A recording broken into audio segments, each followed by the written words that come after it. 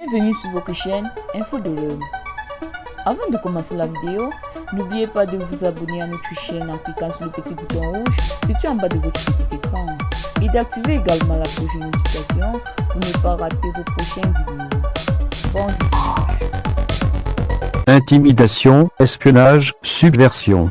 La France a donné à ses actes répréhensibles sur le territoire malien en toute illégalité.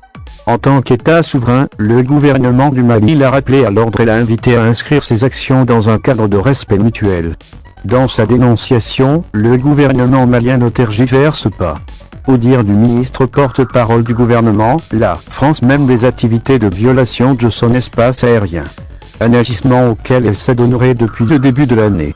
De cette période à la date de la publication d'un communiqué le 26 avril, le gouvernement rapporte 50 cas de violation délibérée par des aéronefs étrangers opérés par les forces françaises souvent de façon déguisée.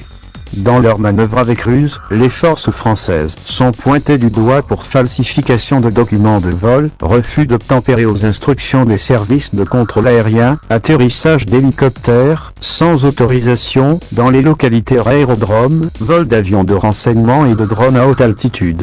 L'un des cas les plus récents a été la présence illégale d'un drone des forces françaises, le 20 avril, au-dessus de la base de Gossi, dont le contrôle a été transféré aux forces armées maliennes, FEMA, la veille.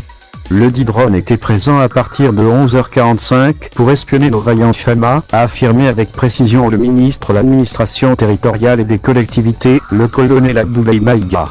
Toujours avec le même doigt accusateur, il a indiqué que, outre l'espionnage, les forces françaises, pourtant sommées de quitter le Mali depuis le 18 février dernier, se sont rendues coupables de subversion en publiant des fausses images montées de toutes pièces dans le but d'accuser les FEMA d'être les auteurs de tueries de civils et dans le but de ternir leur image au moment où elles sont plus que jamais engagées pour la libération du territoire national et la sauvegarde